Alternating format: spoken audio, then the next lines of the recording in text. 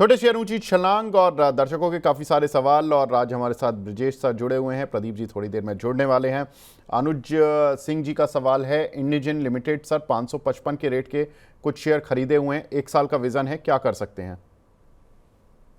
विवेक, क्या नाम बताया स्टॉक का? Sir इंडिजिन।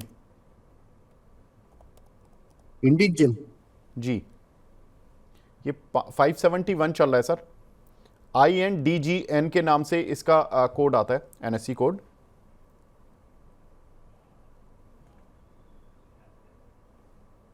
Okay, Indegene. Okay, fine. I think मुझे लगता है ये स्टॉक आप होल्ड कर सकते हो। इसका जो नियर टर्म आउटलुक है वो पॉजिटिव है। तो मुझे लगता है कि इसमें आगे पॉजिटिव रहेगा ये काउंटर, तो पोजीशन बनाए रखना चाहिए। ठीक है सर। प्रिया जी पूछ रही हैं, सर पैसा लो 38 रुपये 50 पैसे के लिए हुए हैं, इस पर क्या राय रहेगी आपकी? ओके। हाल ही में एक बाउंस बैक देखा था हमने 28-29 के रेट से। इसमें एक बाइंग देखने को मिला है। तो मुझे लगता है कि पोजीशंस को फिलहाल होल्ड करें, थोड़ा बाउंस बैक और जा सकता है। करीब करीब 45 के आसपास ये ट्रेड करता हुआ नजर आ रहा है। होल्ड करें 45 में, थोड़ा अगर पार्शियल प्रॉफिट बुकिंग करना है तो वहां पे पार्शियल प्रॉफिट बुकिंग करें 45 के आसपास। ठीक है सर। अगला सवाल हमें मिला है सर्वोटेक रिन्यूएबल पावर पर। सर ये गोविंद जी का सवाल है, इस पर स्टॉप लॉस और कहाँ तक टारगेट रख सकते हैं, इस पर सवाल है इनका सर। 134 सर्वोटेक। का चल रहा है Servotech, SERVO। Servotech NSE listed है सर, 134 रुपये का। ठीक है। ओके। इसको भी मेरी सलाह है कि एक बार होल्ड करें, करीब करीब कहीं ना कहीं 150 के आसपास इसके पेंडिंग मूव है। जो इमीडिएटली जो करंट वीक का जो लो है, जो 123 के आसपास दिखता है, करें वो स्टॉप लॉस पकड़ के चले, और मुझे लगता है 150 155 का रेट देखने को मिलना चाहिए। वहां पे आप थोड़ा सा प्रॉफिट बुकिंग करने की सलाह दे सकते हैं। ठीक है सर। अगले सवाल की तरफ बढ़ते हैं। अगला सवाल हमें मिला है टाइम टेक्नोप्लास्ट और GSFC पर। GSFC पर ले लेता हूं, वैशाली चौधरी जी का सवाल है। 217 रुपये पर सर इन्होंने लिया हुआ है, 1 साल का टारगेट है, क्या करें इस पर? होल्ड करें, क्योंकि अभी भी इस पे एक मेजर ब्रेकआउट आना बाकी है। 225 का एक लेवल है जहां पे इसको एक हल्का एक रेजिस्टेंस है। बट जिस हिसाब से इसका स्ट्रक्चर बन रहा है, जो लॉन्ग टर्म के जो चार्ट का, मुझे लग रहा है कि एक इसमें एक 260 270 का एक बाउंस बैक देखने को मिलेगा। मुझे लगता है पोजिशन को थोड़ा लंबी अवधि की नजर से होल्ड करना चाहिए। जैसे ही 225 क्रॉस करता है, इसमें एक बड़ा मूव आने की चांस है। ठीक है। और सर टाइम टेक्नोप्लास्ट 482 का लिया हुआ है इन्होंने।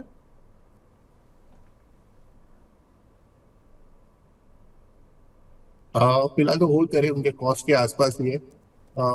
माइनर प्रॉफिट बुकिंग देखने को मिल सकते हैं, 450 440 के आसपास हो सकते हैं। ये स्टॉक थोड़ा सा डिक्लाइन हो जाए, बट देन डायरेक्शनली मुझे अभी भी लगता है कि इसमें एक बड़ा तेजी बन सकता है। 510 520 के आसपास एक काउंटर जा सकता है, तो होल्ड करें पोजीशन। नीचे अगर एक 430 440 मिलता है तो एवरेज करने की कोशिश करें। ठीक है। गोविंद जी का सवाल है सर, MIC इलेक्ट्रॉनिक्स, इसका स्टॉप लॉस बता दीजिए 1 साल के लिए। 70 रुपीज़ का चल रहा है सर MIC इलेक्ट्रॉनिक। तो हालांकि दो दो हफ्तों में काफी बड़ा मूव देखने को मिला, तो अभी जो हाँ पुल बैक की अगर बात करें तो 57 का है। तो अगर उनका कॉस्ट क्या है? सर इन्होंने कॉस्ट नहीं, अपना प्राइस नहीं बताया कि कितने रुपए पर लिया हुआ है इन्होंने। तो इसका जो रेजिस्टेंस है वो 80 के आसपास है, और जो अभी जो सपोर्ट या फिर डिमांड की बात करें तो 57 के आसपास बनता है। ठीक है। अदानी पावर सर, विपुल जी का सवाल है, 520 रुपये का लिया हुआ है, सेल या होल्ड? इसमें सर स्टॉक स्प्लिट भी आ रहा है 22 तारीख को। कल हमने देखा था कि अदानी स्टॉक्स चले थे, लेकिन ये ऊपर से नीचे गिर गया था। क्या करें सर इस काउंटर पर? फिलहाल तो होल्ड करना चाहिए, कहीं ना कहीं 700 710 के आसपास मुझे लगता है एक मोमेंटम है इसमें, तो पोजिशंस को होल्ड करें। व्यू पॉजिटिव है। बिल्कुल ठीक है। आज वैसे 3% चला हुआ है आज अदानी स्टॉक्स में। सबसे अच्छा परफॉर्मर आई थिंक यही वाला स्टॉक दिख रहा है मुझे स्क्रीन पर। अगला सवाल हमें मिला है ऋषिकेश जी का, वैरॉक इंजीनियरिंग सर 600 रुपये के लिए हुए इन्होंने कुछ शेयर, इस पर आपकी राय? वेरअप में भी हमारा मीडियम टू लॉन्ग टर्म का जो नजरिया है वो पॉजिटिव है। फॉर्मेशन काफी स्ट्रांग बनता हुआ नजर आ रहा है। मुझे तो लगता है ये जो ऑल टाइम है 715 का जो लेवल है वो वापस छू लेगा ये काउंटर, तो इसको पोजीशंस को बनाए रखें। एक शॉर्ट टर्म रेजिस्टेंस है 640 के आसपास, बट मुझे वो ऐसे लॉन्ग टर्म के नजरिए से मुझे इतना दिक्कत नहीं लग रहा। इसको होल्ड करे 710 715 पे फिर से ही रिटेस्ट करेगा ये काउंटर। ठीक है। शुभजीत राय इरकॉन पर सवाल पूछ रहे हैं सर, 250 शेयर हैं इनके पास 44 रुपये के, वेरी गुड। और IRFC भी पड़े हुए हैं 22 रुपये के, वेरी नाइस।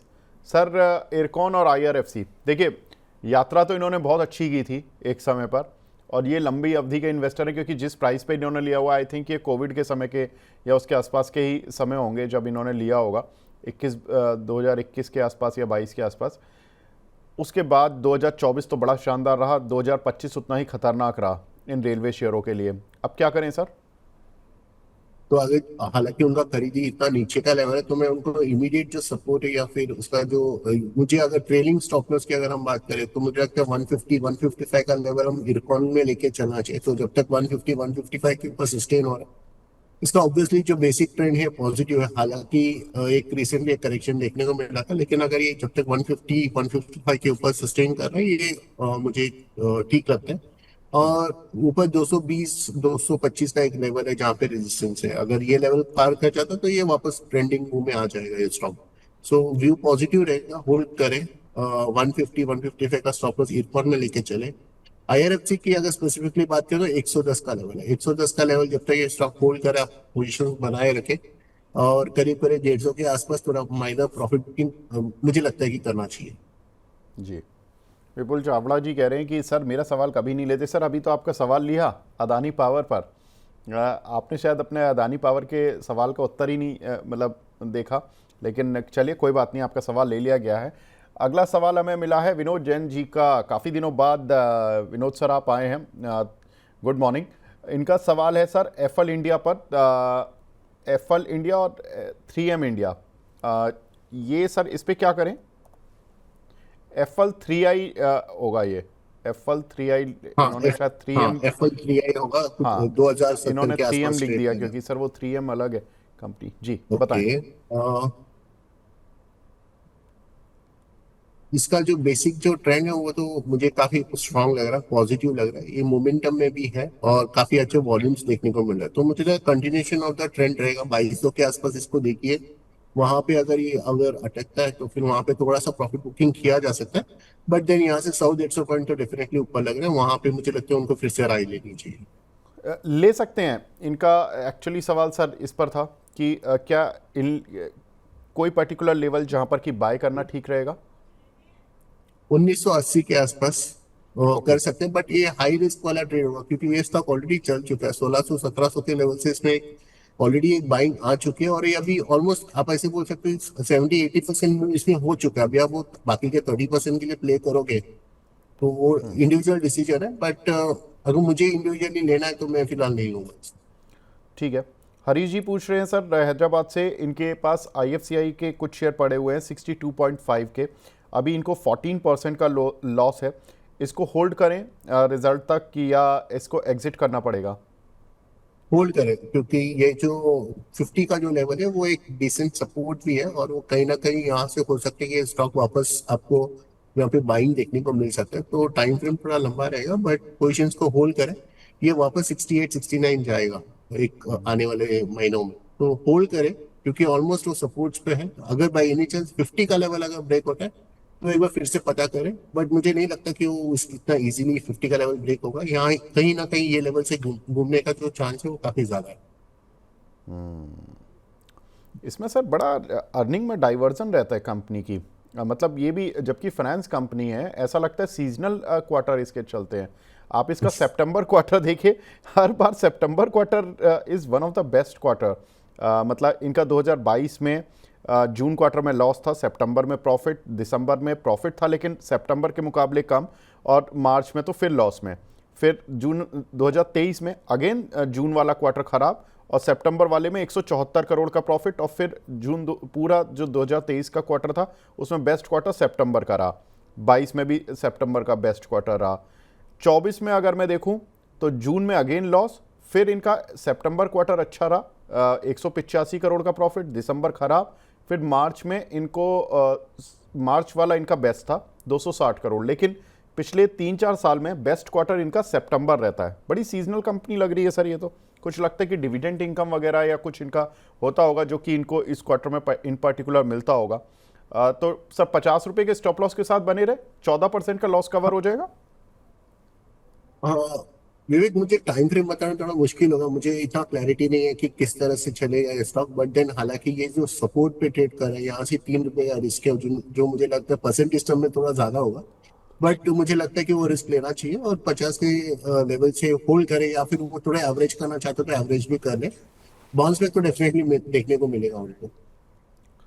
संतोष सिंह जी पूछ रहे हैं, एक और रेलवे शेयर पर सवाल आया सर। RVNL 382 का लिया हुआ है, इसमें इन्वर्स हेड एंड शोल्डर बना है, ब्रेकआउट लेवल आ रहा है क्या? अरे वाह, देखिए बना कुछ भी हो लेकिन मुझे ये सवाल पढ़ के बड़ा खुशी मिली, मेरा मूड जरूर बन गया। संतोष जी बहुत बहुत बहुत बधाई, अगर आप देखिए इस लेवल पर पहुंच के और ये वाले सवाल पूछ रहे हैं। मुझे सर बताएं। तो जहां तक मुझे लग रहा है, जो मैं देख रहा हूँ, वो जो इन्वर्स हेड एंड शोल्डर बोल रहे हैं वो डेली टाइम फ्रेम पे बोल रहे हैं। और हालांकि ये स्टॉक फिलहाल पिटा हुआ स्टॉक है, बाउंस बैक की उम्मीद कर सकते हैं यहाँ से। जो अगर ये वो जो बोल रहे हो, अगर वो सेटअप अगर प्ले कर जाते हैं तो उसका जो टारगेट है 380 के आसपास आता है। तो वो अगर उन्होंने ये सेटअप के नजरिए से अगर ट्रेड इनिशिएट किया है, उनका 318 315 का स्टॉप लॉस रहेगा। और ब्रेकआउट फिलहाल आना बाकी है, वो एंट्री कर सकते हैं। उनका स्टॉप लॉस रहेगा 315। देखिए मैं आज बड़े फक्र के साथ कह सकता हूं कि हमारे जो दर्शक हैं अब बहुत अच्छे से काम कर रहे हैं, पढ़ रहे हैं और पढ़ के ट्रेड कर रहे हैं या इन्वेस्ट कर रहे हैं, ये बहुत अच्छी बात है। अगला सवाल भी हमारे एक रेगुलर व्यूअर हैं शंकर सिंह जी, उन्होंने भेजा है सर। बोल रहे हैं विवेक जी, ब्रिजेश जी प्रणाम, और बोल रहे हैं सर गुड लक। 1270 रुपये का लिया हुआ है, 16%, 1270 रुपये का से 16% गिरा 2 दिन में, चार्ट डैमेज हुआ या बाइंग क्लाइमैक्स हो गया, इसमें क्या करें sir? Hold, exit, average, please आपकी सलाह दें। इन्होंने लग रहा 1270 पे खरीद लिए सर, 16% का इनको नुकसान हो रहा है 2 दिन में, लेकिन पूछ रहे हैं बाइंग क्लाइमैक्स तो नहीं हो गया इस काउंटर पर? थोड़ा सा प्रॉफिट बुकिंग डेफिनेटली आया है, जिस हिसाब से इस हफ्ते में जो 1290 का हाई छूने के बाद जिस हिसाब से एक प्रॉफिट बुकिंग देखा है, तो ये एक डेफिनेटली एक नेगेटिव पैटर्न है। और जो 1250 1280 का जो लेवल है, वो एक पिछला रेजिस्टेंस जोन भी था इसमें। तो अभी एवरेज की सलाह तो मैं डेफिनेटली नहीं दूंगा, क्योंकि जिस हिसाब से ये आज वीकली है, वीकली का क्लोज है जो 12% नीचे क्लोज हो रहा है वीक ऑन वीक बेसिस पे। तो होता क्या नॉर्मली कि हो सकता है कि नेक्स्ट वीक थोड़ा सा ब्रीदर ले और फिर से एक बार थोड़ा करेक्शन कर सकता है। जो सपोर्ट है वो 900 के आसपास आ रहा है। तो आपको अगर एवरेज करना है तो 900 तक का वेट करें।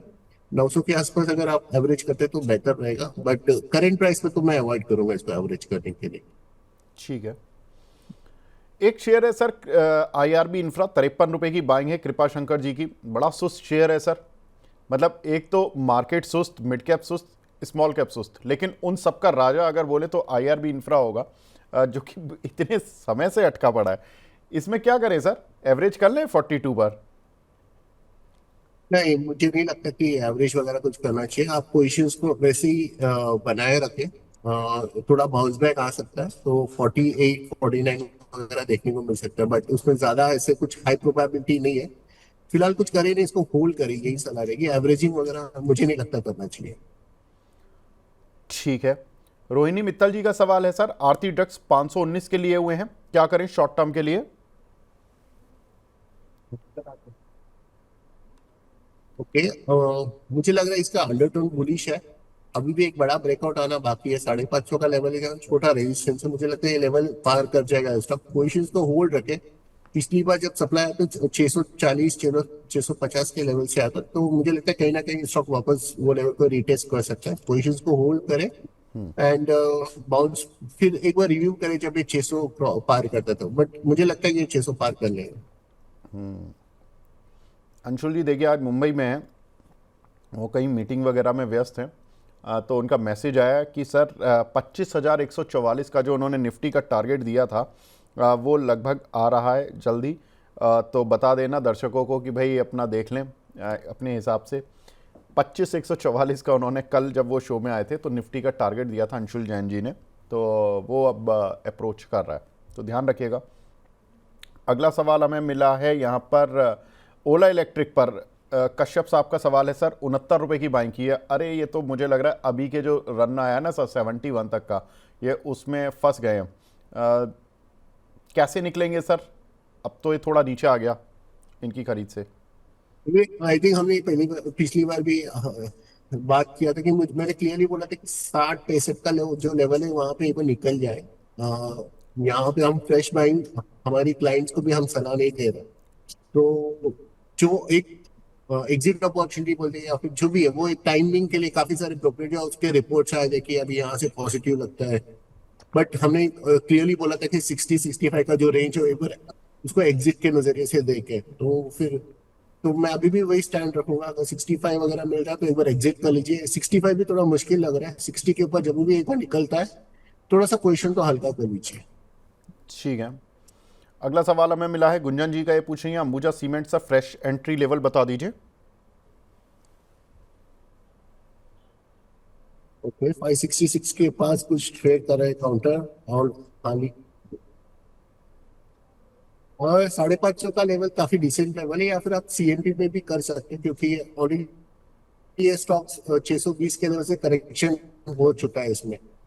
सो 550 के आसपास इसमें एंट्री लिया जा सकता है, या फिर करंट प्राइस पे भी ले सकते हैं, ऐसा कुछ नहीं। ठीक है, एक सवाल हमें मिला है यहाँ पर संतोष जी, माफ़ कीजिएगा, मिलन मोरे जी का। ये भी बड़ा इंटरेस्टिंग सवाल है सर। बोल रहे हैं कि सर स्टार हेल्थ इंश्योरेंस का वीकली चार्ट पर inverted head and shoulder pattern form हो रहा है, क्या ये लॉन्ग टर्म टारगेट इसका क्या रहेगा? वेरी नाइस सर, आजकल मुझे लग रहा है सब लोग हमारे हेड एंड शोल्डर को काफ़ी पढ़कर आए हैं स्टडी को, और वो भी इन्वर्टेड वाला ज़्यादा देख रहे हैं लोग। बहुत अच्छी बात है, मुझे बहुत अच्छा लग रहा है आज शो करते हुए कि इस तरह से लोग पढ़ रहे हैं। सर बताएं स्टार हेल्थ पर। थोड़ा सा अंडरटन थोड़ा मुश्किल है अभी भी। जो उसका जो मीडियम टू शॉर्ट टर्म का जो फॉर्मेशन है वो अभी भी थोड़ा सा सप्लाई की तरफ है। होगा क्या, अगर इसमें बाउंस बैक आता भी है तो 490 के आसपास एक डिसेंट लेवल है जहाँ पे इसको रेजिस्टेंस मुझे दिख रहा है। अगर नियर फ्यूचर में 490 क्रॉस करके काफी अच्छा स्ट्रॉन्ग लेता है तो इसमें रिवर्सल आएगा, फिर ये स्टॉक आपको 650-700 के आसपास जा सकता है। बट ऑन इमीडिएट बेसिस मुझे लग रहा है कि अंडरटोन थोड़ा साइडवेज है, वॉल्यूम्स मिसिंग है, और 490 का जो लेवल है वो मेजर रेजिस्टेंस है। ठीक है, अबू रावत जी का सवाल है सर, पारादीप फॉस्फेट 207 रुपये की बाइंग है, इस पर आपकी राय? कौन सा? Sir Paradip phosphate. क्या प्रदीप? ये सर पारादीप के नाम से ही आता है, PARADEEP। NSE पर कोड है, 172 रुपये का चल रहा है ये शेयर।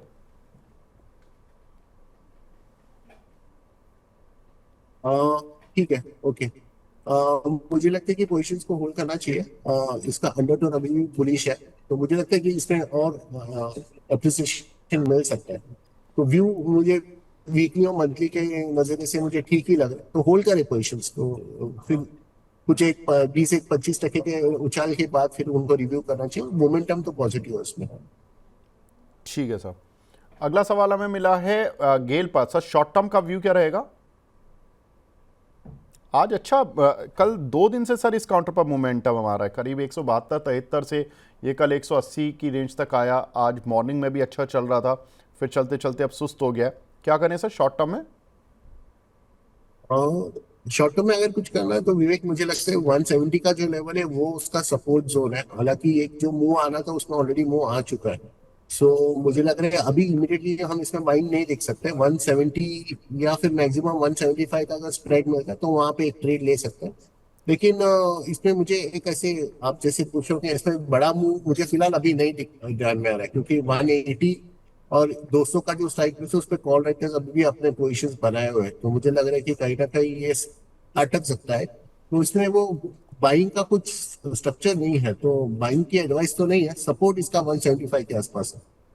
ठीक है, संदीप सिंह जी पूछ रहे हैं सर हिंदुस्तान कॉपर 245 में प्रॉफिट, 245 पर लिया हुआ है, प्रॉफिट में है, क्या बुक का लेना चाहिए सर? आज का टॉप गेनर भी है हिंदुस्तान कॉपर, अगर हम देखेंगे 5 से 6% तक ऊपर आ चुका है। क्या करें सर इस काउंटर पर? मुझे लगता है और इसमें और एक 20-25 रुपए का मूव और इसमें देखने को मिल सकता है। 290 जो मैं देख रहा हूँ, मुझे लग रहा है कि ये काउंटर जा सकता है, तो होल्ड करे पोजीशन। अगर आपको प्रॉफिट आ रहा है तो आपके हिसाब से आप थोड़ा सा profit mean partial profit book कर ले, लेकिन इसका व्यू पॉजिटिव रहेगा। 290 285 तो मुझे लग रहा है कंफर्म, मुझे काफी श्योर हूँ कि 285 की तरफ जाता हुआ दिखाई दे रहा है ये। ठीक है।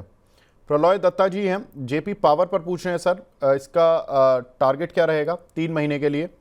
सर इसमें देखिए डील भी हो रही है क्योंकि इनकी वेदांता के साथ होगी मोस्ट लाइकली, लेकिन कोई अगर अदानी काउंटर ऑफर ना मार दें तो इस तरह की बातें हो रही हैं मार्केट में कि 17,000 करोड़ रुपए वेदांता ने ऑफर किया है। अगर ऐसा कुछ होता, 24% स्टेक है जेपी एसोसिएट का जेपी पावर में, काउंटर कैसा लग रहा है सर आपको?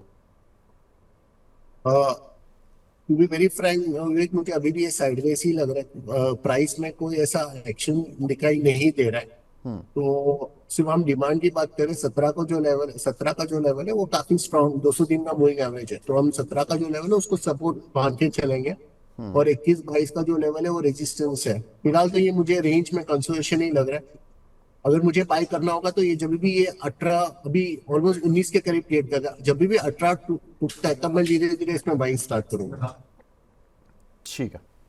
हमारे साथ दूसरे खास मेहमान भी जुड़ चुके हैं हमारे साथ।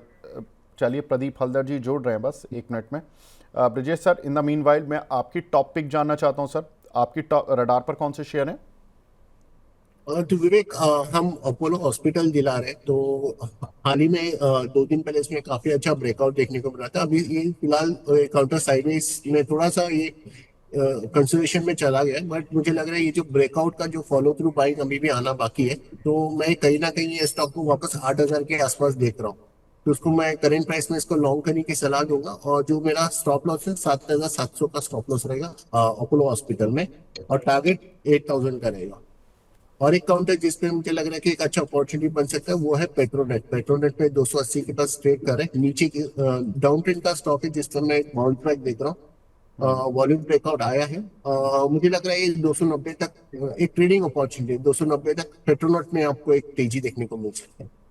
पेट्रोनेट एलएनजी में सर आप बोल रहे हाँ, हैं? पेट्रोनेट, या ठीक है। पेट्रोनेट एलएनजी यहाँ पर अपोलो हॉस्पिटल सर ने 8,000 की राय दी है, और पेट्रोनेट एलएनजी पर सर क्या टारगेट दिया है आपने? 290 का ये बेसिकली हम एफएनओ में देख रहे हैं, तो मुझे लगता है कि एफएनओ में एक ट्रेड बन सकता है, इसमें 10-1 रुपए का स्प्रेड रहेगा।